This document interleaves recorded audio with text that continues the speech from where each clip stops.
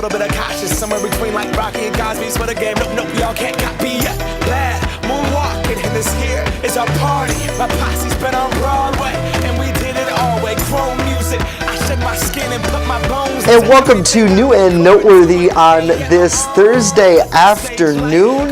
Hope you and yours are doing well. Justin Gould and Matty Ice is back here at the desk. What's going on, Matt? Thanks so much for hanging out with us today, thank you. Really cool yesterday. We got an inside look at the NCC. If you haven't seen that show, just scroll on through our Facebook videos. You'll be able to check that out. It was amazing. It was the first time that I've actually got to see the whole thing. And like I said yesterday, the amount of effort and the kind of authenticity of the museum, like this is real, like this is state-of-the-art stuff that they got in there. So especially I know we've waited a long time, so the suspense has finally been lifted. Right. Mm-hmm. I know yesterday you talked a little bit about how you were kind of a little skeptical with the opening of it, just because of all the naysayers, so to speak. But now that you really see it, it's really something to see, certainly. So we did want to get to a story that you broke overnight, Matt. Big news about a local man who's accused of arson, not just here, but was also convicted of several crimes in Pennsylvania as well. Jonathan Young, a story that you've done a great job following, but he is now in Chautauqua County Jail as of last night. So what do we know at this point? Well, at this point, all we know is he is up here in custody, and it appears as though he served his time both in Butler County and Warren County. I did place a call into the Chautauqua County Supreme Court clerk's office today. Haven't heard back yet. I'm going to try again to reach out to the office as well as District Attorney Patrick Swanson's office to see when his next hearing will be. But all we know right now is he is in Chautauqua County custody. And really, Young is accused of a number of fires here in the city of Jamestown. Obviously, a lot of people wanting justice for that. And, specifically that night in 2017 wrapped up a lot of resources, very scary for Jamestown Fire, Jamestown Police, and residents who lived in the north side of the city. Well, let me put this into perspective of how crazy that night was. I think we were on 10th Street. And right, this is footage from that fire. That one? Yeah, okay, yeah, so we were at that one, and as that was going on, one of the firefighters for Jamestown said, "O-F, we have another one the next street over." Right. And I remember, I believe one of our viewers named Mike was with us, and he could see the smoke coming from the other house, and he was like, "Oh, here we go." And the thing about it was so chaotic, and like the aftermath that was left. Obviously, police allege Young is also responsible for fires in the village of Falconer as well. So certainly we will continue to follow this story that affects thousands and thousands of people in our area, and it affects him as well. As a community member himself, he graduated from Falconer High School. He attended Jamestown Community College, very active in the arts here. So certainly a story that a lot of people have major interest in, and we will continue to stay on that as well. I do want to tease that also coming up here, we are going to be talking with Andrew Liuzzo, who is standing by right now in our green room, and we're going to be talking to him about a number of issues and also some very exciting things that we've been talking about all week with the National Comedy Center. But he is holding a public input meeting, so to speak, in a couple of weeks, and he'll let us know about that coming up and how people can get involved with their community, and specifically the work of the Jamestown City Council. He obviously is a newcomer on the council, and we'll check in with his insight right after this.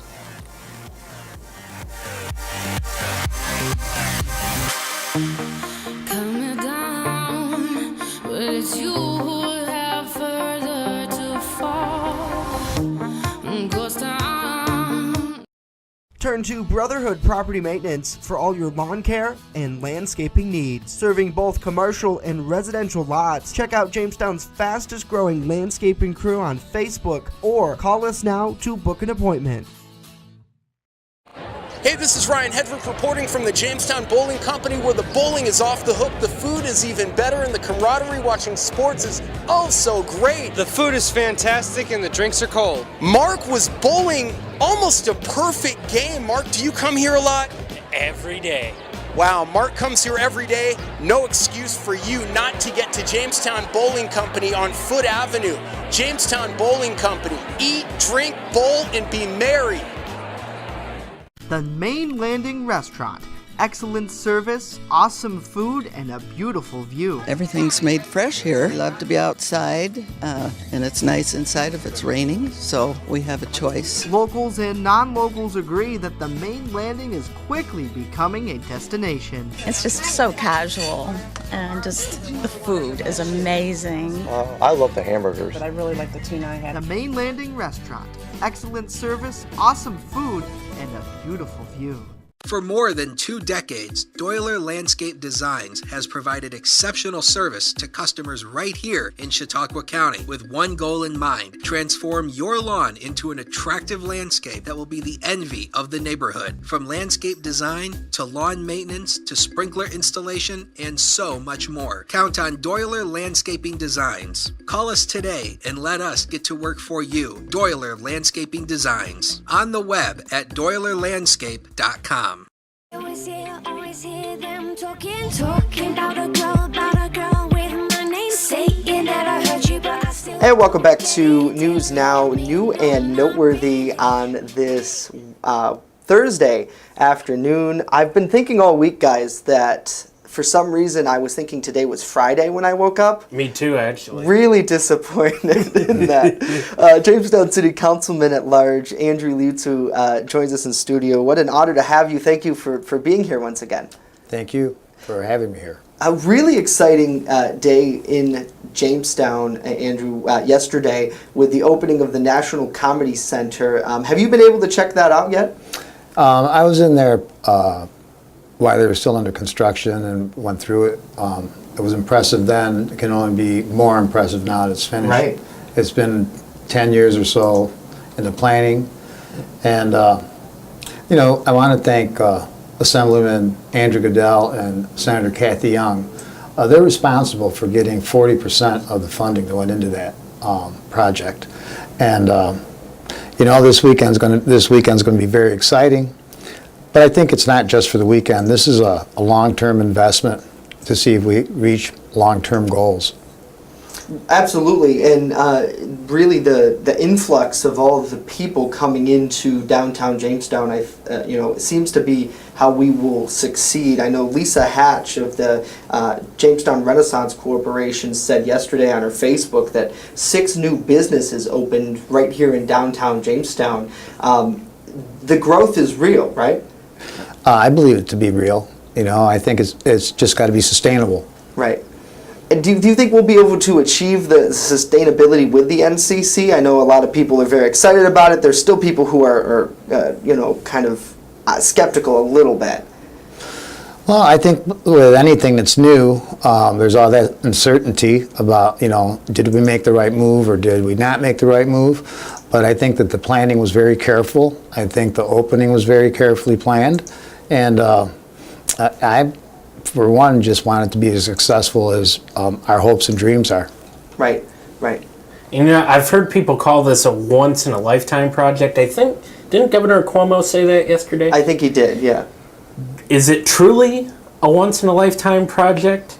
Or would there be something else that you'd like to see in the future that matches that type of, impact? Any great idea that somebody can come up with to match that impact would be welcomed. But, a once-in-a-lifetime project, if you think about little Jamestown, New York, and upstate New York, having the distinction of being the National Comedy Center. My understanding was it was voted unanimously in the Senate to give it that designation.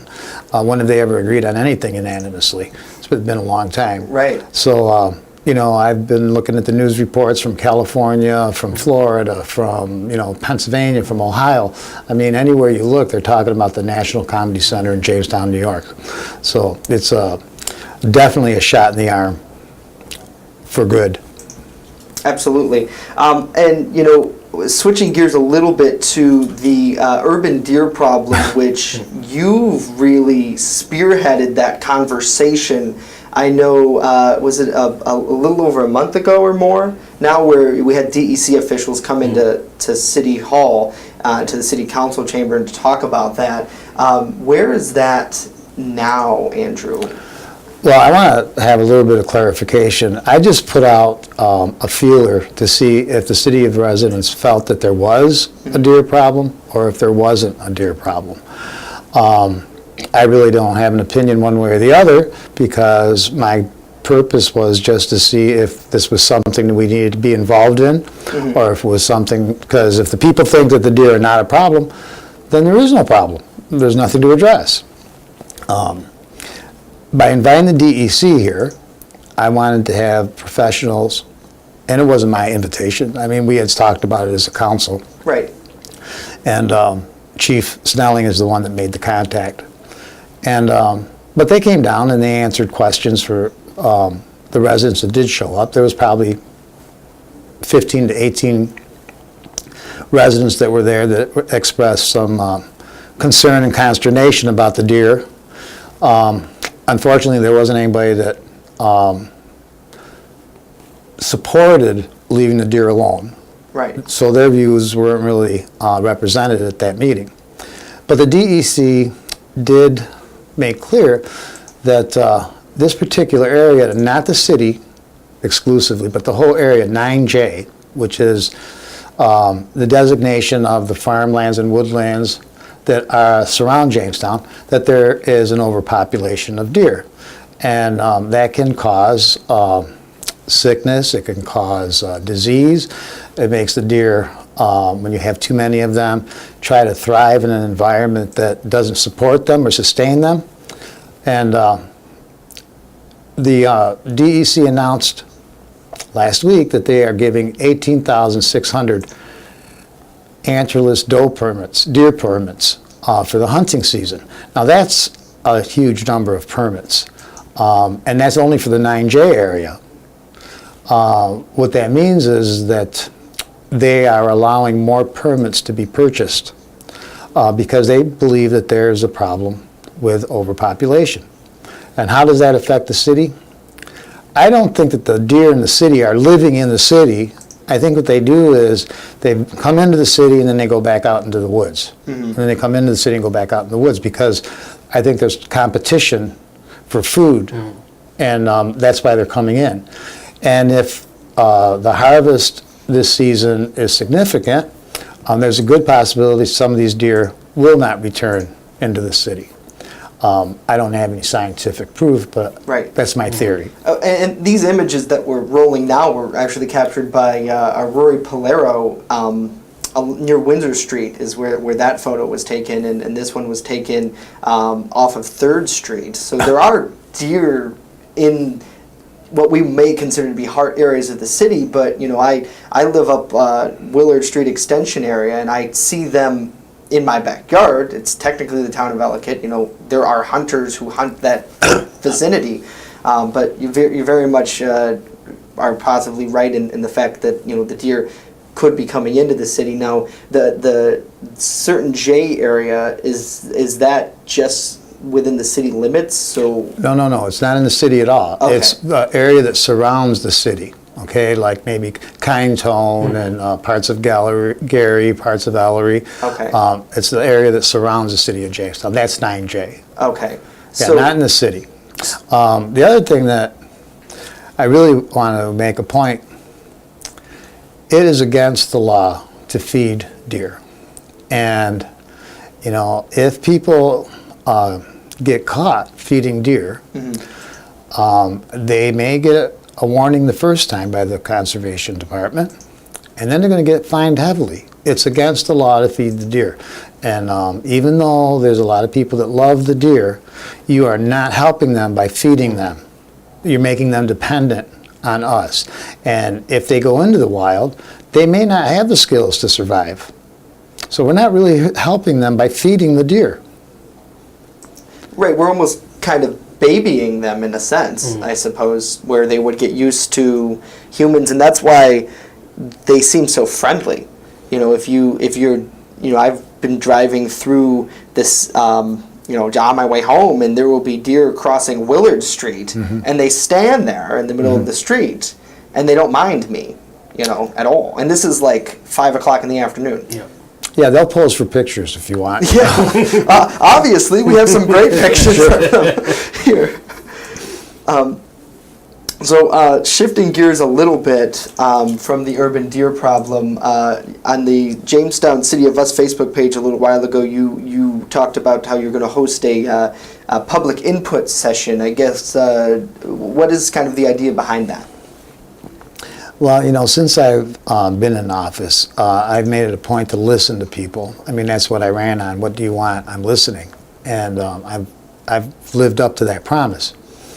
And there's kind of an intimidation factor of being into the city council. Not that it's meant to be that way, but to go into the chambers and voice your opinion or voice a concern. You walk up to the microphone, you identify yourself, you say where you live, you have 5 minutes to state your case, and you have a panel of council people that are looking down from our dais at you, and that's kind of a hard situation to get some interactive conversation.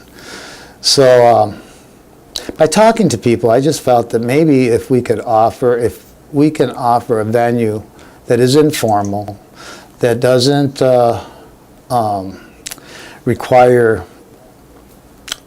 protocol and procedures, where you could just ask your elected officials a question or a concern that you have and maybe get a direct answer. Now, I've talked to Senator Young's office. She's a very busy lady. If she can be there personally, she will, but she will send somebody from her office. I've talked to Assemblyman Andrew Goodell's office. Barring any last-minute changes, he intends to be there personally. County Executive George Borrello plans to be there personally. There are county legislators.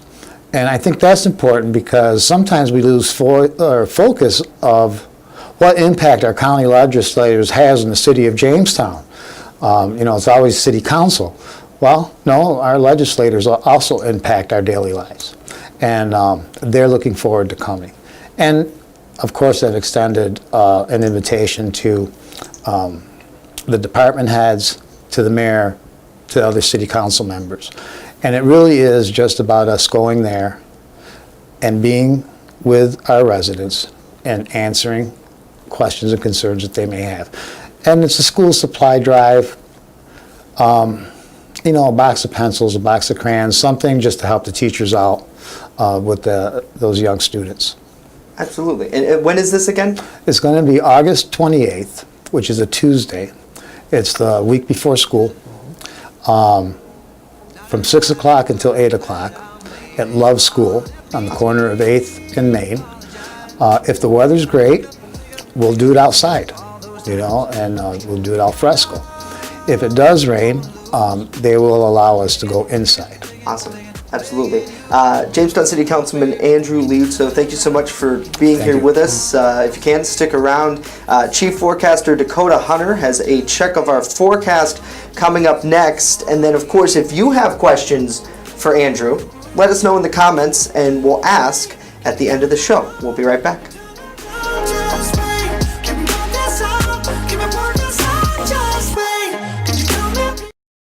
EagleZip.com is your local one-stop shop for all of your home and business computer needs. Located on Fluvanna Avenue Extension, just outside of Jamestown, EagleZip.com sells and services all brands of desktops and laptops, as well as servers and network equipment for your business.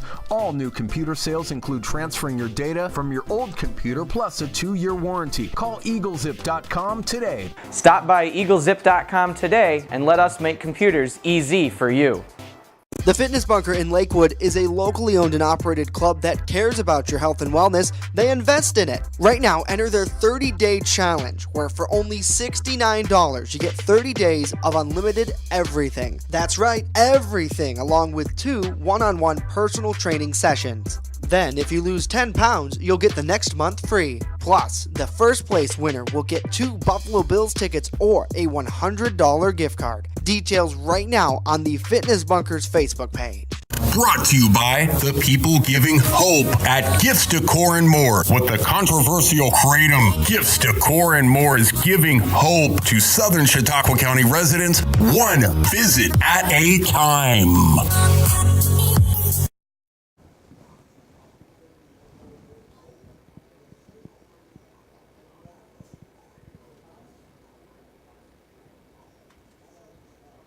Hey you, welcome back to New and Noteworthy on this Thursday. Let's take a live look at First Defense Doppler radar, and you can see we don't have really anything going on across the region, and I don't see myself up on the key wall, Master Control. I'll step off the wall and I'll step back on here, but again, that is First Defense Doppler radar. There is nothing going on, and we'll switch graphics computers and we'll switch to the Max computer, and that is the daytime satellite imagery that you see here. And again, this is the new Goes East. There I am, and this is the new, this is pretty much the new Goes East satellite, so it's high resolution, and you can see we had a little break in the cloud cover, but now it has came back once again, and I think the cloud cover is going to be with us probably throughout the day today. And a lot of the moisture we're going to be seeing is coming from the Gulf of Mexico. It's not tropical in the same sense that it's going to be feeling, you know, very tropical, but it is a tropical like moisture that's coming our way out of the Gulf. So we're going to be dealing with a little bit more moisture as we go throughout the day. You can see that cloud cover here on the HD News Now cam. You can see just the cloud cover just kind of socked in once again. Current numbers at the Jamestown Airport, it's 71 degrees right now with a variable wind of 5. Look at the dew point, 64, and as I often tell you, when we're in the 60s and 70s for dew point temperatures, that means you can feel the stickum in the atmosphere once again, so it feels more like 71 degrees, like the air. Now, if you like the warmer temperatures and the summer-like feel, it is coming back, and you can see here much of the continental 48, for that matter, is going to be warm over the next 6 to 10 days. So again, summer is coming back. It's not over yet, and this is pretty much going to show you that. Now, let's go pretty much hour by hour here, and you can see here the cloud cover is going to hold our temperatures down into the lower 70s throughout the day. There is a 20 to 25% chance of rain throughout the afternoon, but again, the cloud cover is going to be with us. Do not count on any sunshine. I think the clouds are really going to win it out once again. And again, as we go throughout tonight, if you're here for the Comedy Festival, welcome to Jamestown. And again, thank you for tuning in and watching us as well. And again, if you're going out tonight on a night out of the town, again, it's looking great. Just a 20% chance of rain. As we go into early tomorrow morning, the rain chances increase to around 30%. Next 7 days are on the screen, at least the first 3 of them here. You can see 75 for Friday. Here comes the heat, 80 degrees. I took a lot of the rain chances out for the weekend. You can see that here, but then the rain will come back early next week with 80s coming back. It looks like we cool off a little bit by mid next week. Jay and Matt. All right, Dakota, thank you again. If you have a question for Councilman Liuzzo, he's still here, and we continue our conversation after this. First Defense Weather is sponsored by Quick Solutions of Jamestown. Count on Quick Solutions for printing, copying, mass mailings, and so much more. Part of your team. Learn more at QuickSolutionsUSA.com. That's QuickSolutionsUSA.com. I just love to be with the dogs, and I like to do them one at a time.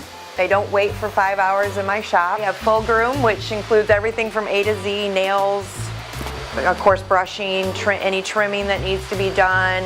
I do offer teeth brushing, which is a little extra. So if he takes me 2 hours, it's $40. If he takes me 3 hours, I still keep it down. As long as the dog comes back happy and not at the door, I'm happy. WNY News Now is sponsored by Chautauqua Audio Works, 3335 South Roberts Road in Fredonia. More than a music store. Call 679-4333. Call now, 679-4333.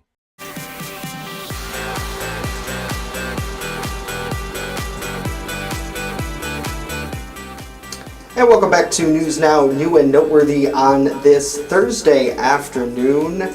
Jamestown City Councilman at Large Andrew Liuzzo in studio with us once again, talking about all sorts of topics, all the way from the urban deer problem to transparency in government and trying to get more people connected. That's kind of where we left off. Your public meeting, let us all know once again where it is in case people missed it.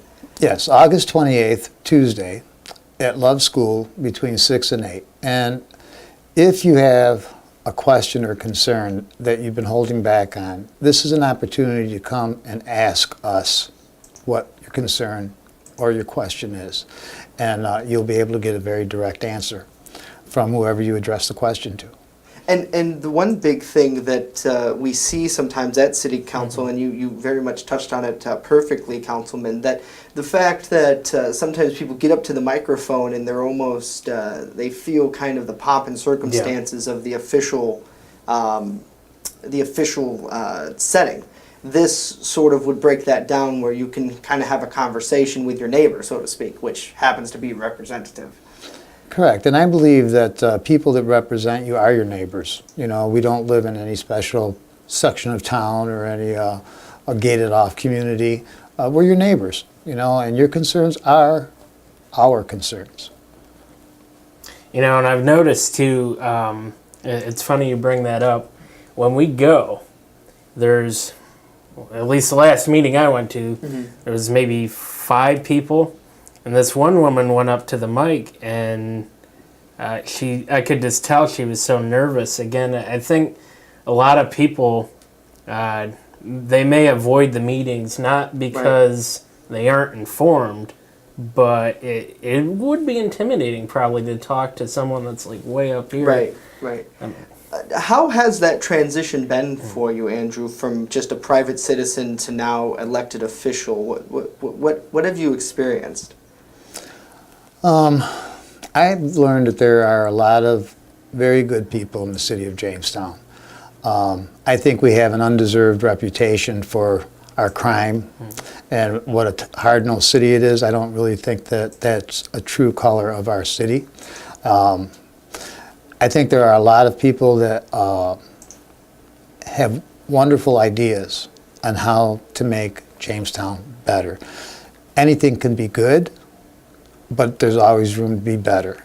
And as long as somebody has that as their main goal, it doesn't matter how you get there. It doesn't matter if it's a liberal or a conservative. It's just people who want the same thing. And the commonality is we want to see a better Jamestown. Downtown is thriving. It's beautiful. It's wonderful. It's just a shot in the arm that we need maybe to get things kick-started. But there are other pockets of the city that need to be addressed, and we have to do something about that. We do have to address those problems that are in different pockets. You know, there are no such thing as bad neighborhoods. I really don't think there are. I think there's good people, and sometimes they have bad neighbors, and it can be anywhere in the city. You know, it's not, I don't think it's, you can draw on a map and say, well, this is a bad section of town. I think all sections of town are good. When I was doing my campaign, I went all through the city. There are a lot of good people living throughout the city. Unfortunately, sometimes they end up with people that are not so savory. And talking about kind of, it's almost like you have that stereotype. I think we addressed this a couple of weeks ago, is the fact that, you know, certain streets even just keep appearing in the news because you have, you know, maybe a group here that just is doing, you know, wrong things, but you have good people in that neighborhood. You do. And we have to look out for each other. I mean, you know, if a neighbor sees another neighbor's house being robbed or, you know, whatever you want, whatever the scenario is, you're not a snitch if you call the cops. You're protecting your neighborhoods, you know, and, you know, you're not a snitch if you see people shooting off fireworks, okay, and endangering a house or some children. You're protecting your neighborhood. And our police does a very fine job. But there are a handful of police in a bigger city. Even though we're not spread out, there's a lot of people in a small amount of square miles. They can't be everywhere. We have to police ourselves. We have to police our own neighborhoods.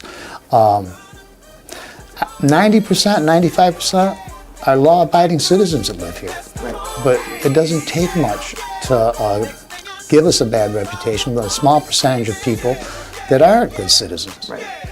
If you see something, say something. Right. We're going full circle. Right. Yeah, remember that night? Yes, yeah. That just like the story we had in the beginning with the arsons. You know, if you see something, say something. Councilman, thank you so much for being here with us. Of course, we're going to have a full story on WNYNewsNow.com detailing our conversation and the public input meeting that will be coming up as well. So again, thank you for being here with us today. That does it for us. Of course, news continues online at WNYNewsNow.com. This broadcast loops here on Facebook Live, and we're back tomorrow with the TGIF edition. We'll see you then. Have a great day. Yeah, how the hell am I supposed to leave? And I said, yeah.